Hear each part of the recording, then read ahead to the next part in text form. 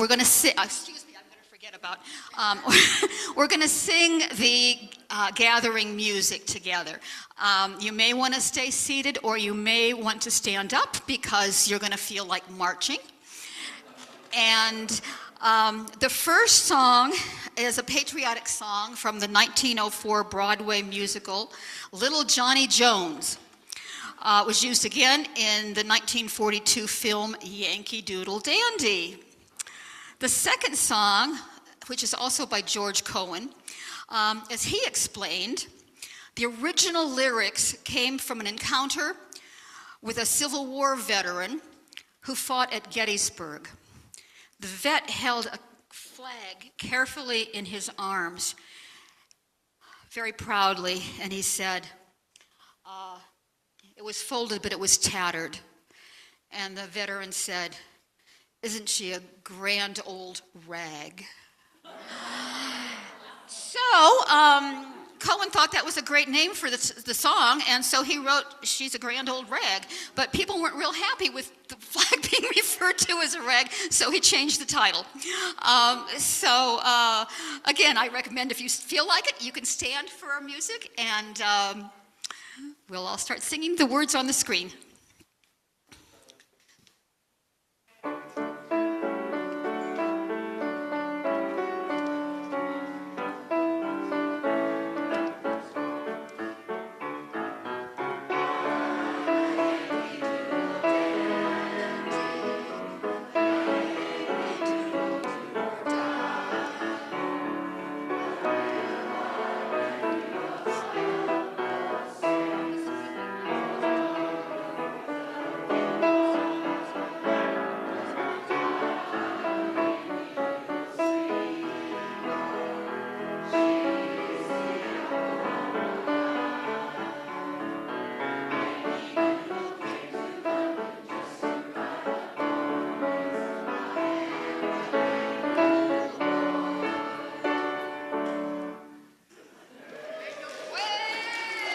Not done yet.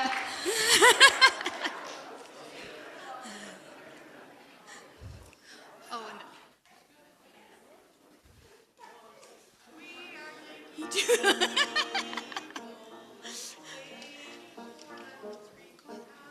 Yeah.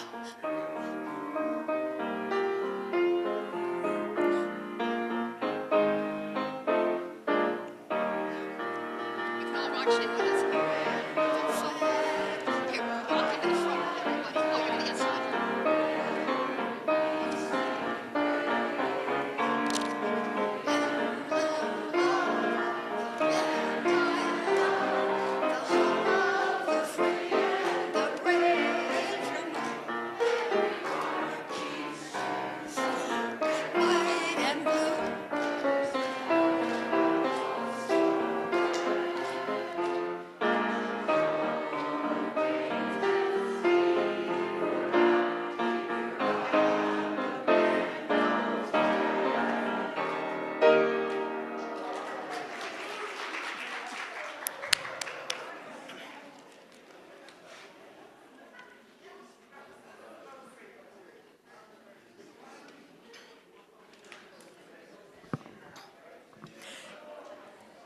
Good morning, raucous crowd.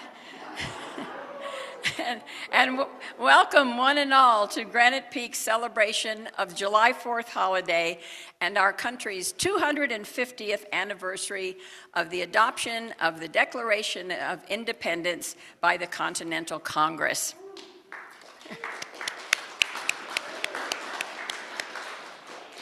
Despite the current troubles in our country, your worship associates are affirming that as a congregation, we have much to recognize and celebrate on this holiday weekend. Members of our worship team will be recapping some of our nation's history, leading us in singing some well-loved patriotic songs, and even inviting some of you to add your feelings about this holiday. We know that July 4th brings a lot of visitors to Prescott and usually to Granite Peak at the same time. So if we have any of you people might be here from out of town or any local people who might be just dropping in, we'd love to know who you are so we can welcome you after the service. Would you be willing to just raise your hands and say good morning? Good morning. Nice to have you here. And we hope that you will stay following for the wonderful potluck luncheon. We haven't had one of those in a long time. And it doesn't make any difference if you forgot to bring food because we have plenty, because that's what we do around here.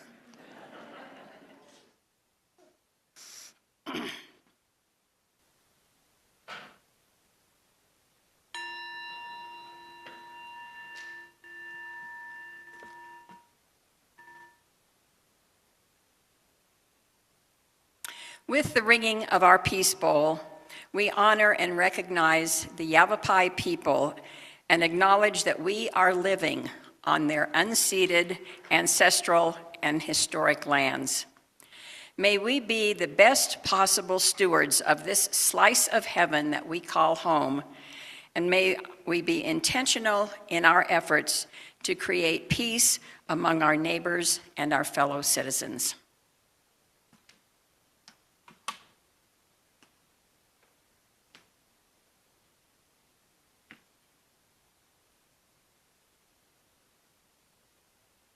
Good morning.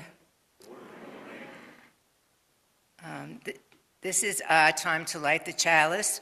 We begin our service in the Unitarian Universalist tradition of lighting the chalice. Our chalice lighter this morning is Sukey Jones. Oops. Can you hear me okay? Yes. Good. Today we light this chalice with these words by Jenica Davis. The 4th of July means something different to me than celebrating our freedom from the British colonial rule and the wars we fought in the name of that freedom. To me, the 4th should be Interdependence Day. To me, the 4th is a day of remembrance and recommitment. Our Interdependence Day, I recommit to using my freedom in ways to liberate others. Thank you, Sukey.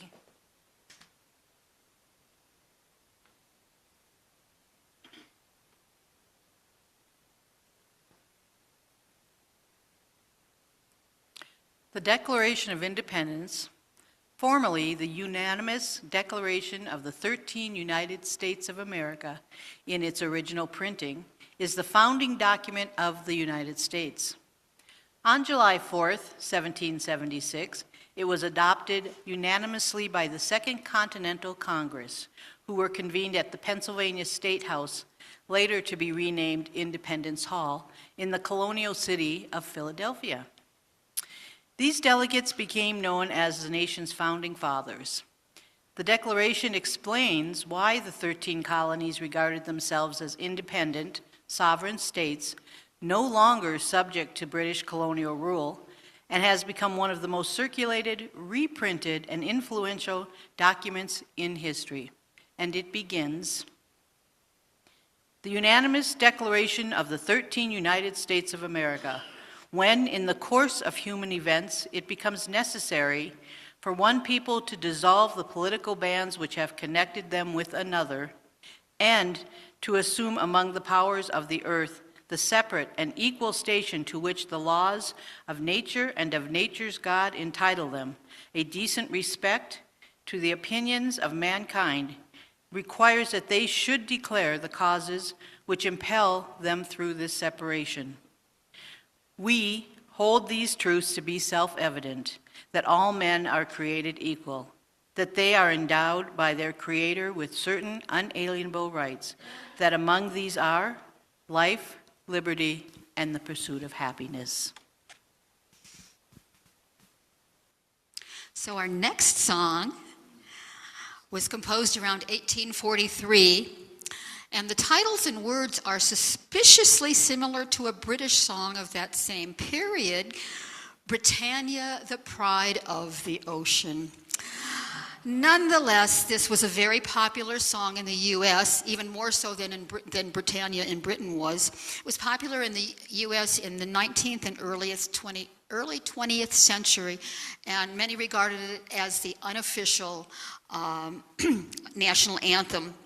The lyrics personify Columbia as a feminine figure who embodies liberty, portraying her as the preeminent gem of the ocean to signify national exceptionalism and maritime dominance. Some of you may only know this song from the musical The Music Man, but trust me, it's older than that. So please rise if you're willing and able to sing Columbia, the Gem of the Ocean.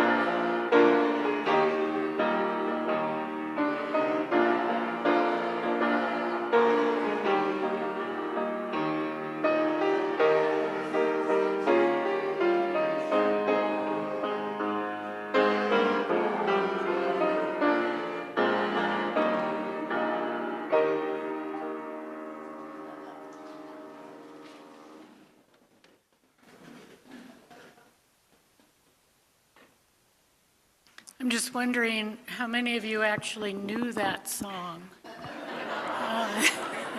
A few. I teased Sukey when she said she wanted to sing that, and I said, "From the Music Man?" and then we did a little history lesson, so there we are. Would you please now join me in saying the words to our covenant? Love is the doctrine of this congregation, the quest for truth its sacrament, and service its prayer. To dwell together in peace, to seek knowledge and freedom, to serve others in community, thus do we covenant together. You may have noticed, if you looked up our order of service, that we don't have a formal joys and sorrows today. However, if it so moves you and you want to come forward and put a stone in the bowl during the offertory or any other time, please feel free to do that. So now we will take our offering. As we prepare to receive the offering this morning, we will embrace the feeling of connection and community we have when we gather here each week. We also give back to the greater community through our Seeds of Support program. This month's recipient is the Chino Valley Education Foundation's Hungry Kids Project. Every year, the project provides over 110,000 weekend meals to unsheltered and low-income children in the Chino Valley area. Each Thursday during the school year, a group of volunteers gathers to fill bags that'll deliver weekend meals to over 425 school children. Each bag contains 9 light meals for them to eat when school is not in session. Each Sunday, half of our plate offering goes to our Seeds of Support organization. If you're writing a check and want your whole check to go to Seeds of Support, please write SOS in your memo line. If you want to contribute online, visit our website, prescottuu.org. The ushers will now collect the offering.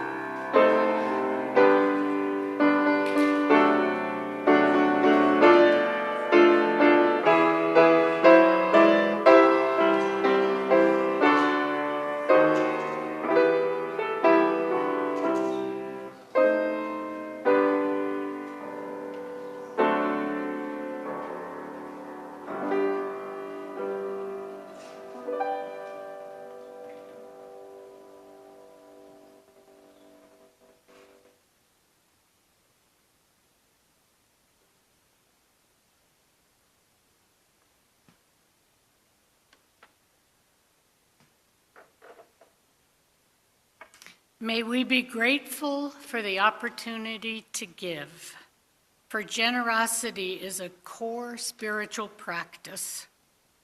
May we be grateful for all who freely share their gifts, for we are enriched by their giving. And may we be grateful even for our needs, so that we may learn from the generosity of others. What is given in love is accepted with gratitude. Amen, and blessed be.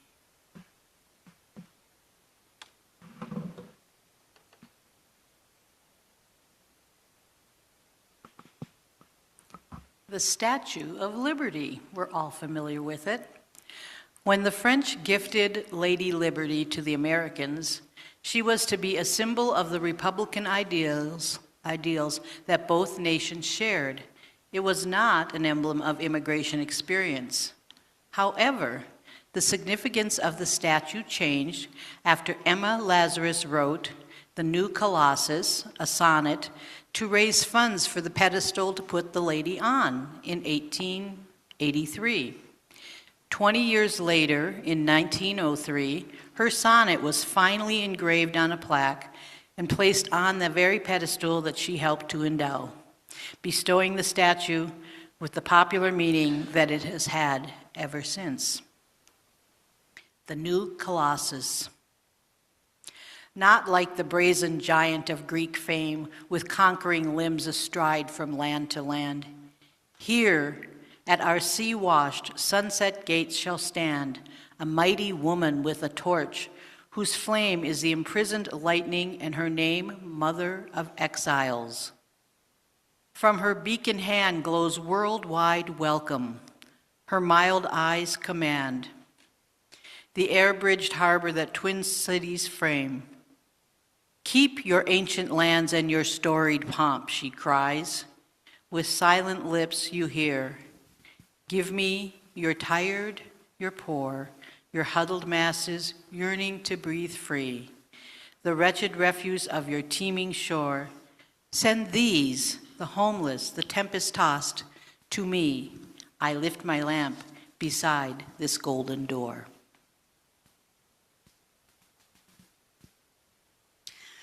During the offertory, we listened to Lena playing God Bless America. But back in 1939, folklore singer Woody Guthrie was sick of it. Everywhere he went, it was playing on the radio, and he didn't like it. He thought it was too sappy, too blindly patriotic, and did not reflect what was going on in the country at that time in the 10th year of the Depression.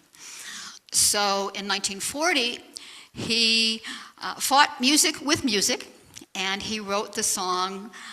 Well, he had been all over the United States. He was hitchhiking and riding the trains, and he saw firsthand how people were suffering. So he wrote this song in reaction to God Bless America to try and capture his love of the American landscape, but also he wanted to point out that a lot of Americans were not feeling so blessed. So now let's sing all the verses of this popular folk song.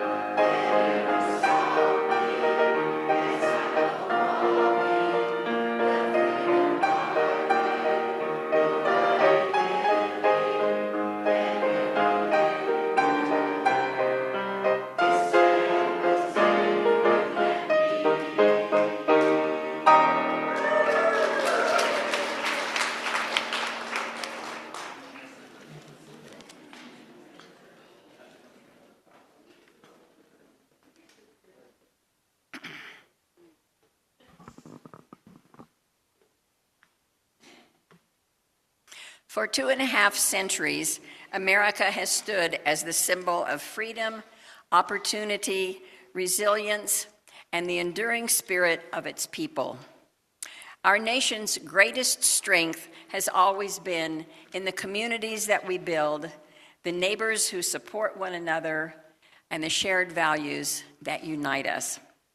So now, with this being a collaborative service, we'd like to pass the mic around and hear your input about what Independence Day means to you. What and how do you celebrate each year? Sukey has a microphone. Please speak after you have the microphone, and understand that if you try to speak without the microphone, the people on Zoom can't hear you, even if you have a very loud voice. All right, I've been asked to call on Bronwyn. I'm sorry, I saw Lydia first. All right, we'll have Lydia first. Well, for over 60 years now, I'm an American by choice. When I met my GI husband to be in England in 1955, and coming from Switzerland myself, then love did it. I got married. I eventually, it took me a little while to think about that, coming from Switzerland, which dates back in its democracy to 1291. Sorry, U.S.A. But I took the step, and I promised, among other things, that I never was, I never would be, a communist or a prostitute. True story, folks. How many born Americans are going to have to swear that?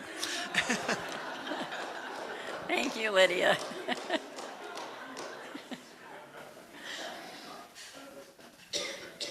We'll hear from Bronwyn Butterfield. Hello, folks. I'm Bronwyn. My ancestors came over on the Mayflower. It's just amazing. I grew up in Vermont, but they landed on the ships and settled America. So I'm really proud of that. So I'm a 7th or 8th generation Vermonter, which is remarkable. And then I had to move to Arizona and have my kids and blow that one. So anyway, just wanted to let you know. Happy 4th of July.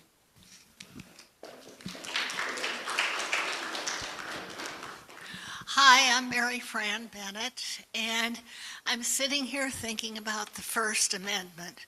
Huge fan.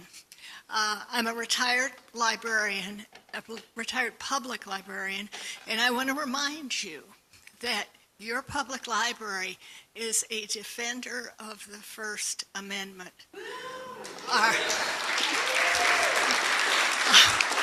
Our major priority is to represent all points of view. If you need to fact check something, it's a good place to start. So yes, also the freedom to assemble, which becomes more and more dear as we go on. The freedom of speech, the freedom of religion. Huge fan. Thank you. Thank you, Mary Fran. Hi, I'm Sandy Brito, and I was a commissioned officer of the United States government for 14 years, and I took an oath to uphold and defend the Constitution. And my ex-husband and my daughter are both naturalized U.S. citizens. And I've served a lot of 4th of Julys overseas, which was great fun, and seeing all the people of the country come to our party and eat hot dogs and stuff, and do things like discover ranch dressing for the first time, like, it is so great to be able to be proud of your country, not necessarily of parts of it or the government, but proud of your country. And that's what I have to say.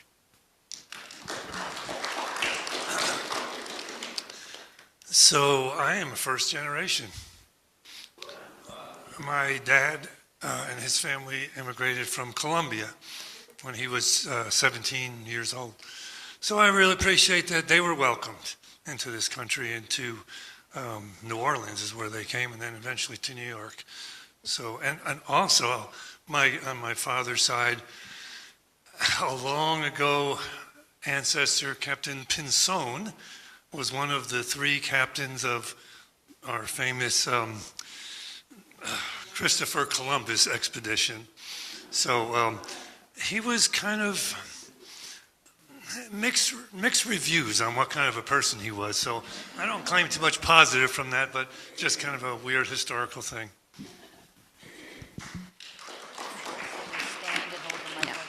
If you could please keep the mic close enough to your mouth, and also if you could stand, people will be able to see you. Thank you. So I can trace my ancestry back to prior to 1820 on both my parents' side. I am an Indiana pioneer, so both of those people came, all those people came and farmed northern Indiana. So they were very happy to come over and consider themselves very patriotic, and so do I.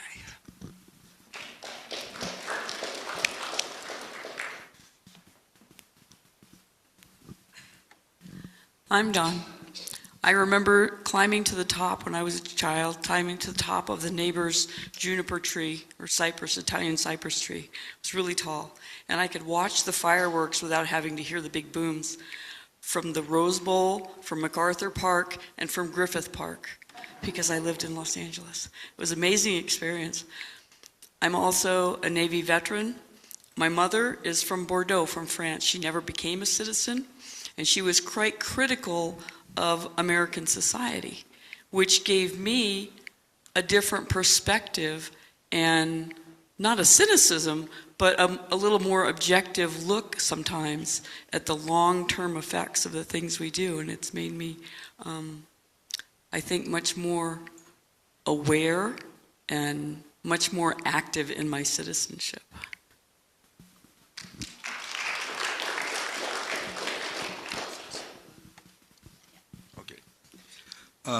I chose this shirt this morning. It's black on the front and colorful in the back. And I chose it because I'd like to paraphrase a statement from Mark Twain, which is, I truly love this country, but I'm not too sure about the government.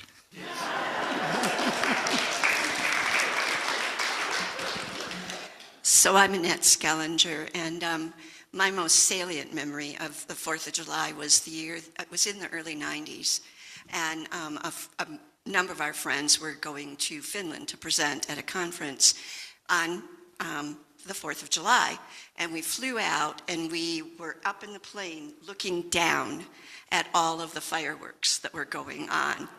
It was wonderful. It was so inspiring.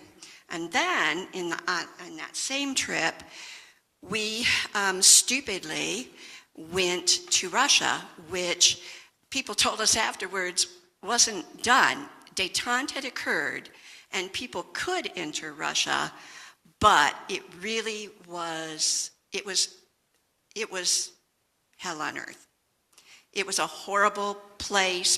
There were no people out in the streets. It was just destitute and very dirty and very frightening, because any little thing that you did was, really watched from over. We could tell that we were constantly being watched. Just going into the art museum, which it was St. Petersburg, so it would have been whatever the art museum was there.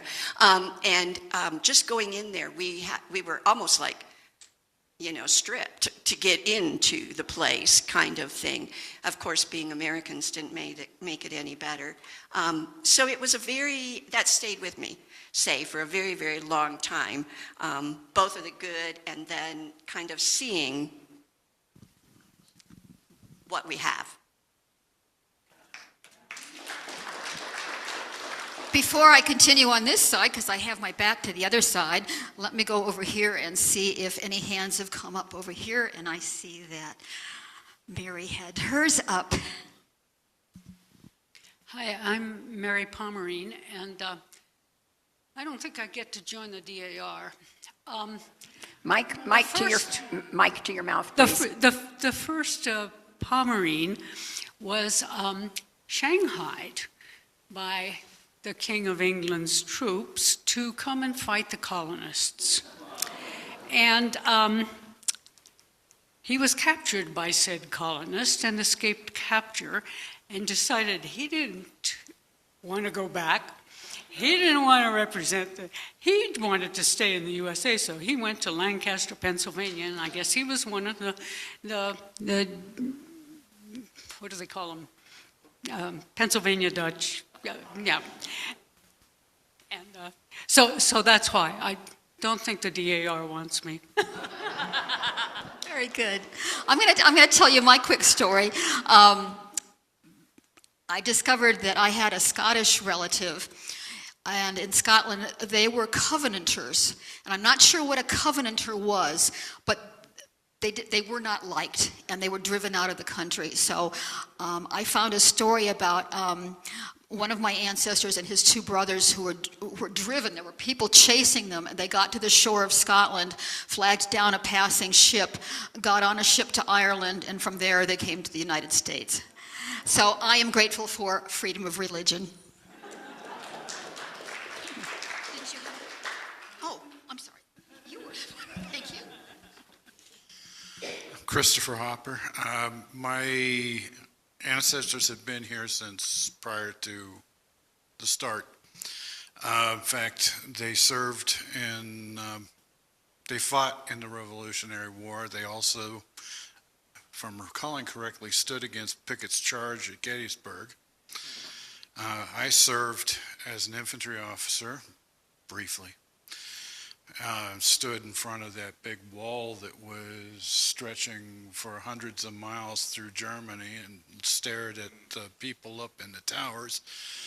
And for the most part, I find the 4th of July to be a celebratory thing, but this one for me is mourning.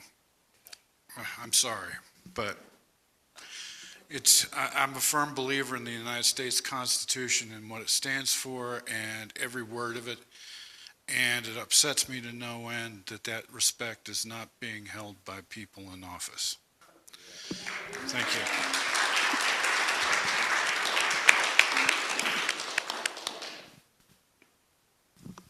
Hello, I'm John Cousset, and I'm fairly new to the congregation.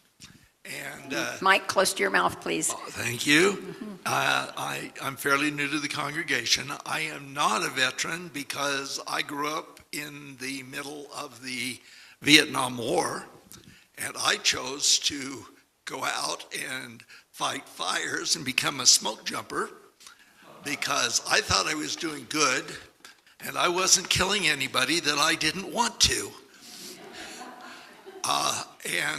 So I'm not a veteran, but my family, I can trace my ancestors back to 800 AD, and through that, I'm wearing a shirt here with a statement by Abraham Lincoln during the Lincoln-Douglas debates, if you get a chance to read it. And people want to attribute it to P.T. Barnum, who borrowed it. But, so I'm wearing that. And when Jimmy Carter was president, I was living in Salt Lake, and the Mormons presented him with his four-generation ancestry because they're big into that. And I got looking at what they gave him, and I dug out mine and found out that we had a common ancestor. So I sent him another 4 generations on top of that. And one of my prized possessions that I lost in a fire was a letter signed by Jimmy Carter personally.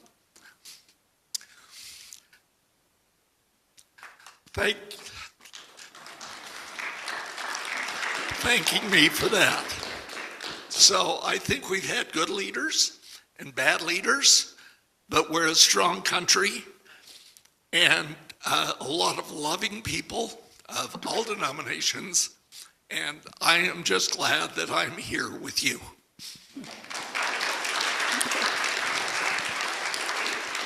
We'll take one more. We've all Two more. heard that with great freedom comes great responsibility.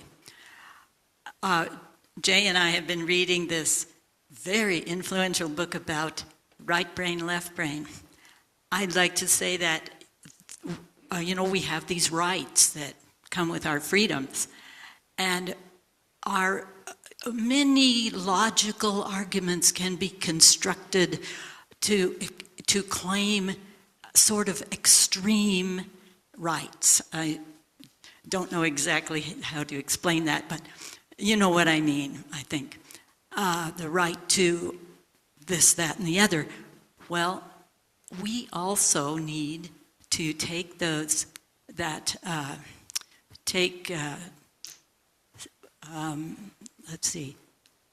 a certain amount of tolerance is the word, tolerance in asserting these rights. You want to take Ainsley? Hi, I'm Ainsley. I just wanted to say usually on the 4th of July what I'm thinking about is how we're not quite the land of the free with the 13th Amendment and the indigenous peoples that have been here and were here and are still here that we've displaced violently. And so I just think of the ways, especially this year as was mentioned, that this was initially meant to fight tyranny and yet here we are maybe experiencing it. And so just kind of, I use the day to kind of reflect on what ways we can use to be more in line with what our documents say and what our people said our values are supposed to be. Thank you, Ainsley. Thank you all for sharing these very heartfelt and personal observations and experiences. It helps us all get to know each other a bit better. In doing this, we are also recognizing the fragility of our democracy, and we are recommitting to the importance of saving its basic principles as well as celebrating the goodness that does surround us. Thank you, Bobbie. Our next song was written in 1831 to the same melody of Britain's national anthem, God Save the Queen, or King as it may be now. And they sound identical because they are, except for the lyrics.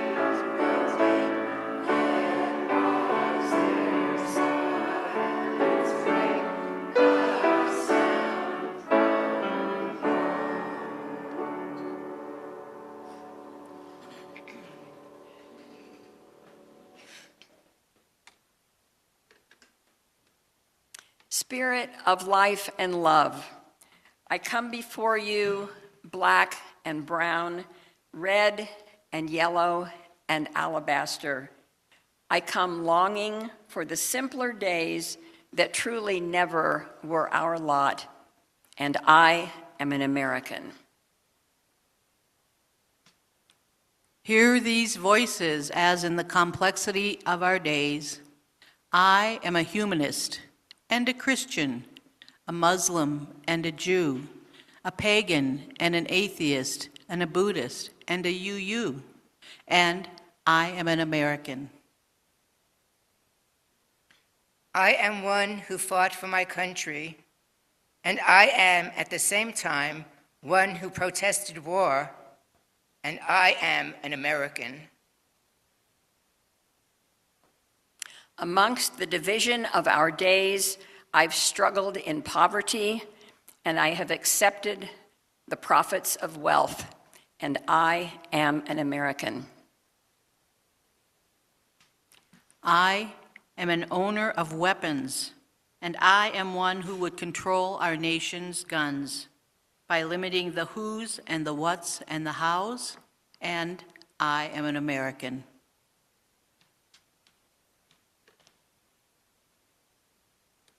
As light is shown on our divisions, I live with often unacknowledged privilege, and I am moved to rage at the complexity and intersecting oppressions, and I am an American. In the challenge of our day, in the challenge of our days, I am one who supports my country, right or wrong, and I am one who claims the traditions of dissent, and I am an American. In this polarized season, I am Democrat and I am Republican. I am libertarian and I am an independent. I am green and I am confused. And I am an American. Spirit of hope, sit with us in our diversities. Help us hear one another in our divisions. Grant that, beginning in this community, we may honor one another's truths and know that just and faithful tomorrow begin here in our hearts. For with all our problems, with all our pain, with all our limitations and mistakes, we are Americans.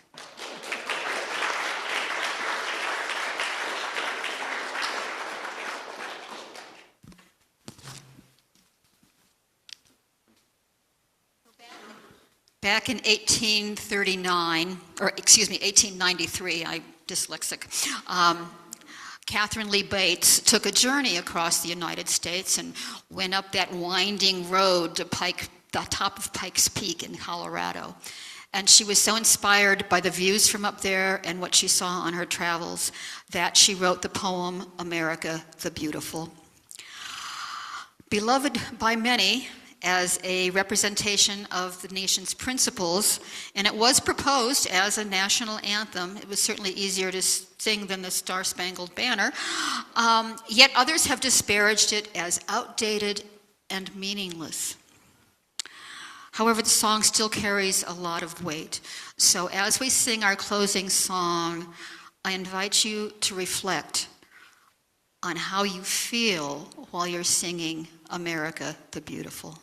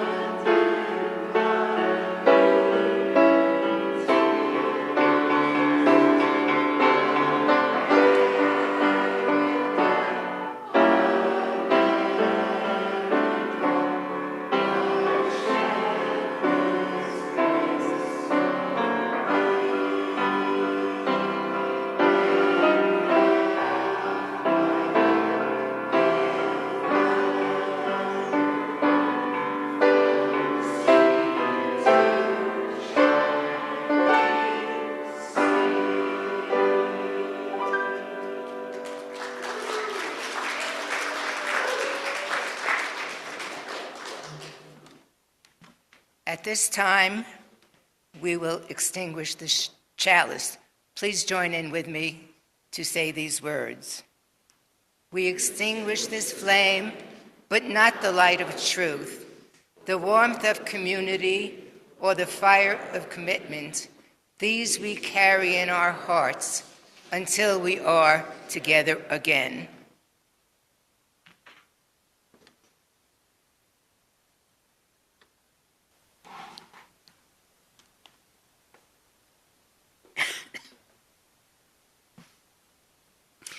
These closing words are an excerpt from The Crooked Places Made Straight, Reflections on the Moral Meaning of America.